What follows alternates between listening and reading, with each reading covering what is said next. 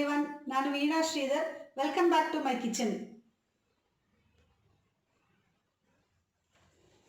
ಹಬ್ಬಕ್ಕೆ ಪಟಾಕಿ, ಹೊಸ ಬಟ್ಟೆ, ಸ್ವೀಟ್ಸು ಎಷ್ಟು ಇಂಪಾರ್ಟೆಂಟೋ ಅದಕ್ಕಿಂತ ಇಂಪಾರ್ಟೆಂಟು ನಾನು ಇವಾಗ ಮಾಡಿ ತೋರಿಸ್ತಾ ಇರೋ ಲೇಹ್ಯ. ಆರೋಗ್ಯ ಚೆನ್ನಾಗಿದ್ರೆ ಅಲ್ವ ನಾವೆಲ್ಲದೂ ಎಂಜಾಯ್ ಮಾಡೋಕ್ಕಾಗೋದು. ನಮ್ಮ ಹಿಂದಿನ ತಲೆಮಾರವರೆಲ್ಲ ದೀಪಾವಳಿಗೆ ಈ ಲೇಹ್ಯ ತಿನ್ನಲೇಬೇಕು ಅನ್ನೋದು ಯಾವ ಶಾಸ್ತ್ರ ಯಾಕೆ ಇಟ್ಟಿದ್ದಾರೆ ಅಂದರೆ ಅದಕ್ಕೂ ಒಂದು ಸೈಂಟಿಫಿಕ್ ರೀಸನ್ ಇದೆ. ಯಾಕೆ ಅಂದರೆ ಈ ಚಳಿಗಾಲದಲ್ಲಿ ಬಾಡಿ ಮೆಟಬಾಲಿಸಮ್ ತುಂಬ ಕಮ್ಮಿ ಆಗೋಗಿರುತ್ತೆ. ಈ ಬರೋ 6 ಮಂತ್ಸು ನಮ್ಮ ಬಾಡಿನ ನಾವು ವೆದರ್ನ ಫೇಸ್ ಮಾಡೋಷ್ಟು ನಮ್ಮದು ಬಾಡಿನಲ್ಲಿ ಇಮ್ಯುನಿಟಿ ಎಲ್ಲ ಜಾಸ್ತಿ ಆಗಲಿ ಅಂತ ಅಂದ್ಬಿಟ್ಟು ಬೇರೆ ಎಲ್ಲೆಲ್ಲ ಹರ್ಬ್ಸ್ ಎಲ್ಲ ಹಾಕಿ ಲೇಹ್ಯ ತಿನ್ನಬೇಕು ಅಂತ ಒಂದು ಪದ್ಧತಿ ಇಟ್ಟಿದ್ದಾರೆ. ಈ ಲೇಹ್ಯನ ನಾನು ನನ್ನ ಮದರ್ ಇನ್ ಲಾ ಇಂದ ಕಲ್ತಿರೋದು. ಅವ್ರು ಈ ಥರದ್ದೆಲ್ಲ ತುಂಬ ಚೆನ್ನಾಗಿ ಮಾಡ್ತಾರೆ. ನಾವು ಶಿ ಈಸ್ 93 years old. ಅವ್ರ ಹತ್ರ ಈ ಹದ ಮತ್ತು ಎಷ್ಟೆಷ್ಟು ಅಳತೆನೆಲ್ಲ ಹಾಕಬೇಕು ಎಲ್ಲ ನಂಗೆ ಹೇಳ್ಕೊಟ್ಟಿರೋದ್ರಿಂದ ಅದೇ ಹಿಂದಿನ ಕಾಲದ ಪದ್ಧತಿಲೇ ನಾನು ಇವತ್ತು ಈ ಲೇಹ್ಯ ಮಾಡ್ತಾಯಿದ್ದೀನಿ. ಬನ್ನಿ ಈಗ ಈ ಆರೋಗ್ಯಕರವಾದ ಲೇಹ್ಯ ಹೇಗೆ ಮಾಡೋದು ನೋಡೋಣ. ಈ ದೀಪಾವಳಿ ಲೇಹ್ಯ ಹೆಂಗೆ ಮಾಡೋದು ನೋಡೋಣ. ಅದಕ್ಕೆ ಬೇಕಾಗಿರೋ ಸಾಮಾನೆಲ್ಲ ನಾನೆಲ್ಲ ಒಂದೇ ಕಪ್ ಅಳತೆಲಿ ತೊಗೊಂಡಿದ್ದೀನಿ. 1 ಕಪ್ಪು ಕೊತ್ತಂಬರಿ ಬೀಜ, ಅರ್ಧ ಕಪ್ಪು ಮೆಣಸು, ಅರ್ಧ ಕಪ್ಪು ಜೀರಿಗೆ, 3/4 ಕಪ್ಪು ಶುಂಠಿ ಪೌಡರ್. ನಿಮಗೆ ರೆಡಿಮೇಡ್ ಶುಂಠಿ ಪೌಡರ್ ಸಿಗುತ್ತೆ. ಇಲ್ಲದೆ ಹೋದರೆ ಒಣಶುಂಠಿ ತಂದು ಅದನ್ನು ಬೇಕಾದ್ರೆ ಪೌಡ್ರ್ ಮಾಡ್ಕೊಳ್ಬೋದು. ಇದು ರೆಡಿಮೇಡ್ ಅಂಗಡಿಲಿ ಸಿಗುತ್ತೆ. 1/4 ಕಪ್ಪು ಅಜ್ವೈನು, ಓಂಕಾಳು. ಇದು ಅಶ್ವಗಂಧ. ಅಶ್ವಗಂಧ ಈ ಥರ ಕಡ್ಡಿ ಸಿಗಲಿಲ್ಲ ಅಂತಂದರೆ ಅಶ್ವಗಂಧ ಪೌಡರು ಒಂದು 1/2 ಸ್ಪೂನ್ ಹಾಕ್ಕೊಳ್ಬೋದು. ಒಂದು 2ರಿಂದ 3 ಏಲಕ್ಕಿ. ಇದು ಅರಿಶಿನದ ಕೊಂಬು ತೊಗೊಂಡಿದ್ದೀನಿ. ಇದು ಜಜ್ಜಿಬಿಟ್ಟು ಹುರ್ಕೊಳ್ಬೋದು. ಅರಿಶಿನದ ಕೊಂಬು ಸಿಗಲಿಲ್ಲ ಅಂತಂದರೆ ನೀವು ಟರ್ಮರಿಕ್ ಪೌಡ್ರ್ ಕೂಡ ಹಾಕ್ಕೋಬೋದು. 4 ಲವಂಗ ತೊಗೊಂಡಿದ್ದೀನಿ. ಇದು ಕೆಮ್ಮಿಗೆಲ್ಲ ಉಪಯೋಗಿಸ್ತೀವಲ್ಲ ನಾವು, ಆ ಹಿಪ್ಪಲಿ 4 ತೊಗೊಳ್ತೀವಿ. ಇದು ಅತಿ ಮಧುರ ಅಂತ ಒಣಕೆಮ್ಮಿಗೆಲ್ಲ ಯೂಸ್ ಮಾಡ್ತೀವಿ. ಇದನ್ನು ನಾನು ಆಗಲೇ ಒಂದು ಸರ್ತಿ ಒಂದು ಕಷಾಯದ ಪುಡಿನಲ್ಲಿ ಹೇಳಿದ್ದೀನಿ ನಿಮಗೆ ನಾನು. ಇದು ಕಡ್ಡಿ ತೊಗೊಂಡ್ರೆ ಅತಿ ಮಧುರದ್ದು ಇಷ್ಟು ತೊಗೊಳ್ಬೇಕು. ಇಲ್ಲದೆ ಹೋದರೆ 1 ಸ್ಪೂನ್ ಪೌಡ್ರ್ ತೊಗೊಳ್ಬೇಕು. ಮತ್ತು ಒಂಚೂರು ಜಾಕಾಯಿ. ಈ ಥರ ಜಾಕಾಯಿ ಈ ಥರ ಸಿಗುತ್ತೆ. ಅದನ್ನು ಒಡೆದ್ಬಿಟ್ಟು ಒಳಗಡೆ ಬೀಜ ಥರ ಇರುತ್ತೆ. ಅದರಲ್ಲಿ ನಾನು ಇವತ್ತು ಇಷ್ಟು ತೊಗೊಂಡಿದ್ದೀನಿ ನೋಡಿ. ಇಷ್ಟು ಬೇಕಾದ್ರೆ ಕಮ್ಮಿನೂ ಮಾಡ್ಕೋಬೋದು. ನಾನು ಇಷ್ಟು ತೊಗೊಂಡಿದ್ದೀನಿ. ಅದನ್ನು ಇದ್ರ ಜೊತೆ ಇಟ್ಕೊಳ್ತೀನಿ. ಇದೆಲ್ಲ ಇವಾಗ ಹುರಿದು ಪೌಡ್ರ್ ಮಾಡ್ಕೊಳ್ಬೇಕು. ಬಟ್ ಈ ಪೌಡರ್ಸ್ ಎಲ್ಲ ಹುರಿಬಾರ್ದು, ಮಿಕ್ಕಿದ್ದೆಲ್ಲ ಹುರಿದುಬಿಟ್ಟು ಪೌಡ್ರ್ ಮಾಡ್ಕೊಳ್ಳೋಣ. ಇದೆಲ್ಲ ಹುರಿದು ಪೌಡ್ರ್ ಮಾಡ್ಕೊಳ್ಳೋಣ. ಪೌಡ್ರ್ ಮಾಡಿಕೊಂಡು ಆಮೇಲೆ ಬೆಲ್ಲದ ಅಳತೆ ಹೇಳ್ತೀನಿ ಎಷ್ಟು ಹಾಕಬೇಕು ಅಂತ ಅಂದ್ಬಿಟ್ಟು. ಫಸ್ಟ್ ಇದು ಡ್ರೈ ಹರ್ಬ್ಸ್ ಎಲ್ಲ ಹುರ್ಕೊಳ್ಳೋಣ.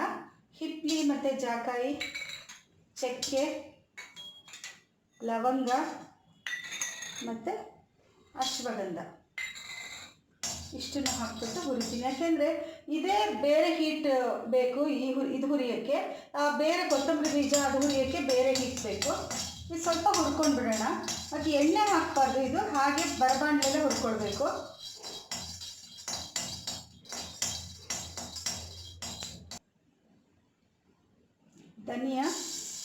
ಧನಿಯಾದ ಎಷ್ಟು ಮೆಡಿಸಿನಲ್ ವ್ಯಾಲ್ಯೂ ಎಲ್ಲರಿಗೂ ಗೊತ್ತು.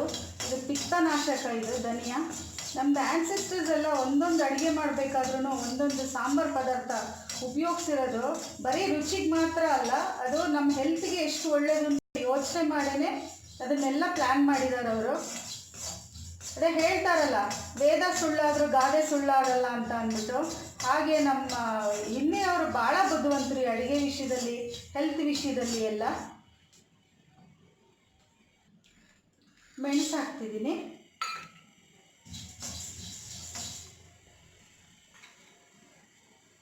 ಅರಿಶಿನ ಹಾಕ್ಬಿಡ್ತೀನಿ ಇದ್ರ ಜೊತೆಗೇನೆ. ಮತ್ತು ಏಲಕ್ಕಿನೂ ಹಾಕ್ತೀನಿ. ಇದು ದೀಪಾವಳಿ ಲೇಹ್ಯ. ನೀವು ಲೇಹ್ಯನೇ ಮಾಡಿಟ್ಕೊಳ್ಬೇಕಂತೇನಿಲ್ಲ. ನೀವು ಸ್ವಲ್ಪ ಲೇಹ್ಯ ಮಾಡಿಟ್ಕೊಂಡು ಮಿಕ್ಕಿದ ಪೌಡ್ರ್ ಮಾಡಿಟ್ಕೊಂಡು ಅದನ್ನು ಕಷಾಯ ಕೂಡ ಮಾಡ್ಕೊಳ್ಬೋದು. ಇದೆಲ್ಲ ಚೆನ್ನಾಗಿ ಹುರಿಬೇಕು.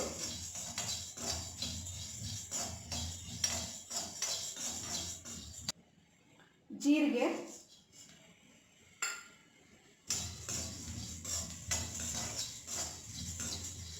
ಬೆಳಗ್ಗೆ ಹೊತ್ತು ಎದ್ದರೆ ವಾಮಿಟಿಂಗ್ ಸೆನ್ಸೇಷನ್ ಎಲ್ಲ ಇರುತ್ತಲ್ಲ ಪಿತ್ತದಿಂದ, ಒಂದು ಚಿಟಿಕೆ ಬಾಯಿಗೆ ಜೀರಿಗೆ ಹಾಕ್ಕೊಂಡು ಒಂದು ಬಿಸಿ ನೀರು ಇಲ್ಲ ಒಂದು ತುಂಡು ಬೆಲ್ಲ ತಿಂದರೆ ಎಷ್ಟು ನಮಗೆ ಪಿತ್ತ ಶಮನ ಆಗುತ್ತೆ. ಆ ವಾಮಿಟಿಂಗ್ ಸೆನ್ಸೇಷನ್ನೇ ಹೊರಟೋಗುತ್ತೆ ಬೆಳಗ್ಗೆ ಎದ್ದಿರೋದು. ಜೀರಿಗೆ ಅಷ್ಟು ಒಳ್ಳೆಯದು ಮೈಗೆ.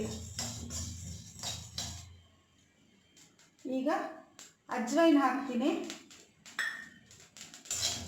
ಈ ಓಂ ಕಾಳಂತೂ ಎಷ್ಟು ಚೆನ್ನಾಗಿ ಡೈಜೆಷನ್ ಆಗುತ್ತೆ ನಿಮಗೆ. ಡೈಜಿನ್ ಮತ್ತು ಏನೇನೋ ಡೈಜೆಸ್ಟಿವ್ ಟ್ಯಾಬ್ಲೆಟ್ಸ್ ಎಲ್ಲ ಅಸಿಡಿಟಿ ಟ್ಯಾಬ್ಲೆಟ್ಸ್ ಅದೆಲ್ಲ ತೊಗೊಳ್ಳೋ ಬದಲು ಒಂದು ಸ್ವಲ್ಪ ಓಂ ಕಾಳು ತಿಂದು ಒಂದು ಲೋಟ ಬಿಸಿನೀರು ಕುಡಿದ್ಬಿಟ್ರೆ ಸಾಕು, ಹೊಟ್ಟೆ ಎಲ್ಲ ಎಷ್ಟು ಆ ಬ್ಲೋಟಿಂಗ್ ಎಲ್ಲ ಹೊರಟೋಗ್ಬಿಡುತ್ತೆ. ಇದೆಲ್ಲ ಹುರಿದಾಗಿದೆ. ಇವಾಗ ಸ್ವಲ್ಪ ಇದು ಕೂಲ್ ಆಗಲಿ. ಕೂಲ್ ಆದಮೇಲೆ ಪೌಡ್ರ್ ಮಾಡ್ಕೊಳ್ತೀನಿ ಇದನ್ನೆಲ್ಲ.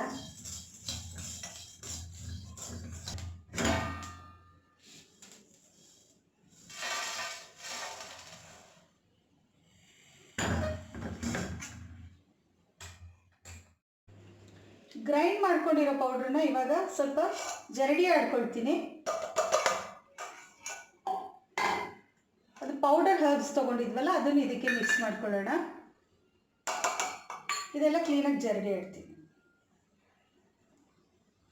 ಈ ಶುಂಠಿ ಪೌಡ್ರನ್ನು ಇದಕ್ಕೆ ಹಾಕಿದ್ದೀನಿ. ಮತ್ತು ಅತಿಮಧುರ ಪೌಡ್ರ್ ತೊಗೊಂಡಿದ್ವಲ್ಲ ಅದನ್ನು ಇದಕ್ಕೆ ಹಾಕ್ಕೊಂಡಿದ್ದೀನಿ. ಶುಂಠಿ ಪುಡಿ ನಿಮಗೆ ಮನೇಲಿದ್ದರೆ ಎಷ್ಟೊಂದು ಕಾಯಿಲೆಗಳಿಗೆ ಇದಾಗುತ್ತೆ. ನಿಮಗೆ ಅಜೀರ್ಣ ಆದರೆ, ಹೊಟ್ಟೆ ಉಬ್ಬರ ಬಂದರೆ ಶುಂಠಿ ಪುಡಿನ ಬಿಸಿನೀರು ಕಾಯಿಸ್ಬಿಟ್ಟು ಒಂಚೂರು ಶುಂಠಿ ಪುಡಿ ಆ ಬಿಸಿನೀರಿಗೆ ಹಾಕ್ಕೊಂಡು ಅದನ್ನು ಫಿಲ್ಟ್ರ್ ಮಾಡ್ಕೊಂಡು ಕುಡಿದ್ರೇ ಎಷ್ಟೊಂದು ಪ್ರಾಬ್ಲಮ್ ಸಾಲ್ವ್ ಆಗುತ್ತೆ. ಫಿಲ್ಟ್ರ್ ಮಾಡಿರೋ ಹರ್ಬ್ಸ್ ಎಲ್ಲ ಇವಾಗ ಚೆನ್ನಾಗಿ ಮಿಕ್ಸ್ ಮಾಡ್ಕೊಳ್ತೀನಿ. ನಾನು ಇದರಲ್ಲಿ ಅರ್ಧ ಕ್ವಾಂಟಿಟಿ ಮಾತ್ರ ಲೇಹ್ಯ ಮಾಡ್ತೀನಿ. ಉಳಿದಿರೋದು ಅರ್ಧ ನಿಮಗೆ ಯಾವಾಗ ಬೇಕಾದರೂ ಲೇಹ್ಯ ಮಾಡ್ಕೊಳ್ಬೋದು, ಇಲ್ಲ ಕಷಾಯ ಕೂಡ ಯೂಸ್ ಮಾಡ್ಕೊಳ್ಬೋದು ಅದನ್ನು.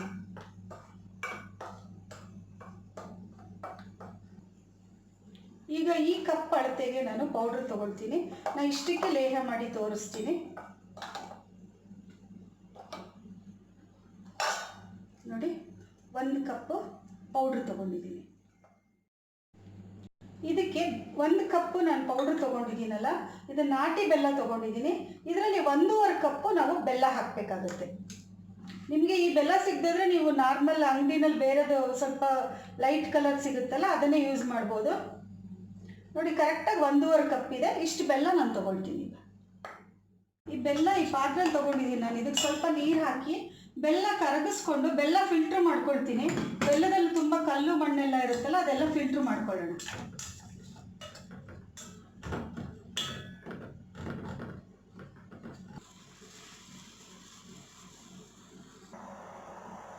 ಬೆಲ್ಲ ಕುದೀತಾ ಇದೆ. ಇದು ನಾನು ಸೋಸ್ಕೊಳ್ತೀನಿ. ಇದಕ್ಕೆ ಪಾಕ ಬರಬೇಕು ಅಂತೆಲ್ಲ ಏನೂ ಇಲ್ಲ. ನೋಡಿ, ಎಷ್ಟೊಂದು ಕಲ್ಲು ಮಣ್ಣೆಲ್ಲ ಇದೆ ಅದರಲ್ಲಿ. ಅದು ನಾಟಿ ಬೆಲ್ಲ ಅಲ್ಲ, ಸ್ವಲ್ಪ ಜಾಸ್ತಿ ಇರುತ್ತೆ.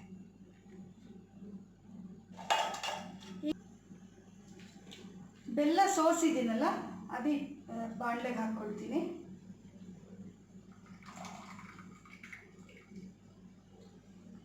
ಇದು ಕುದೀಲಿ ಚೆನ್ನಾಗಿ.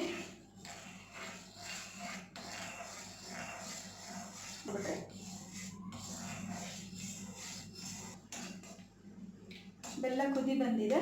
ಈಗ ಪೌಡ್ರ್ ಹಾಕ್ಕೊಳ್ತೀನಿ. ಒಂದ್ಸಲ ಪೌಡ್ರ್ ಮಾಡಿ ಇಟ್ಕೊಂಡ್ಬಿಟ್ರೆ ಲೇಹ ಬೇಗ ಆಗಿಬಿಡುತ್ತೆ.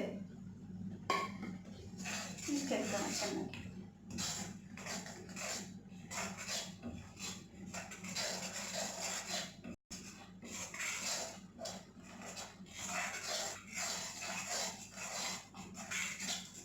ಇದು ಬರೀ ದೀಪಾವಳಿ ಲೇಹ್ಯ ಅಂತ ಅಲ್ಲ, ಬಾಣಂತಿರ್ಗೂ ಆಫ್ಟರ್ ಡೆಲಿವರಿ ಇದು ಕೊಡ್ಬೋದು.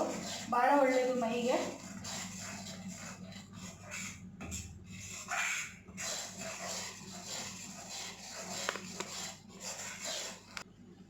ನೋಡಿ, ಸ್ವಲ್ಪ ಗಟ್ಟಿಯಾಗಿ ಹದಕ್ಕೆ ಬರ್ತಾ ಇದೆ.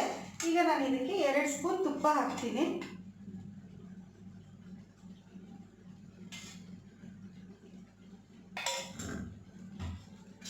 ಇದು ವಯಸ್ಸಾದವರಿಗೆ, ಶುಗರ್ ಪೇಷಂಟ್ಸ್ಗೆ ಮತ್ತು ಕಾನ್ಸ್ಟಿಪೇಷನ್ ಪ್ರಾಬ್ಲಮ್ ಇರುತ್ತಲ್ಲ ಅವರಿಗೆ ಎಲ್ಲ ಬೆಳಗ್ಗೆ ಎದ್ದು ಇಷ್ಟಪ್ಪ, ಒಂದು ಚಿಕ್ಕದು ಒಂದು ಬೆರಳಷ್ಟಪ್ಪ ನುಂಗ್ಬಿಟ್ಟು ನೀರು ಕುಡಿದ್ಬಿಟ್ರೆ ನಿಮಗೆ ಹೋಲ್ ಡೇ ತುಂಬ ಚೆನ್ನಾಗಿರುತ್ತೆ.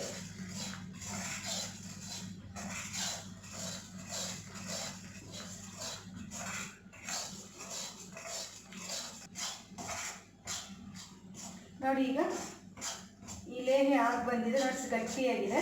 ತುಂಬ ಗಟ್ಟಿ ಮಾಡಬಾರ್ದು ನೋಡಿ, ಇಷ್ಟು ಈ ಹದ ಈ ಥರ ಪೋರಿಂಗ್ ಕನ್ಸಿಸ್ಟೆನ್ಸಿ ಅಂತಾರಲ್ಲ ಆ ಥರ ಈ ಕನ್ಸಿಸ್ಟೆನ್ಸಿ ಬಂದರೆ ಸಾಕು.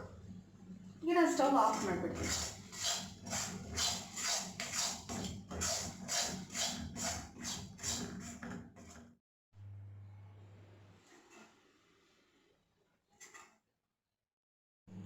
ಈ ಲೇಹ್ಯನ ದೀಪಾವಳಿಲಿ ಮಾತ್ರ ಅಂತ ಅಲ್ಲ, ನೀವು ಥ್ರೂಔಟ್ ದ ಇಯರ್, ನೀವು ಸಮ್ಮರ್ ಸ್ವಲ್ಪ ದಿವಸ ಬಿಟ್ಟು ಥ್ರೂಔಟ್ ದ ಇಯರ್ ತಿನ್ಬೋದು. ಇಮ್ಯುನಿಟಿ ಎಲ್ಲ ತುಂಬ ಜಾಸ್ತಿ ಆಗುತ್ತೆ, ಡೈಜೆಷನ್ ಪ್ರಾಬ್ಲಮ್ ಎಲ್ಲ ಇರೋದಿಲ್ಲ.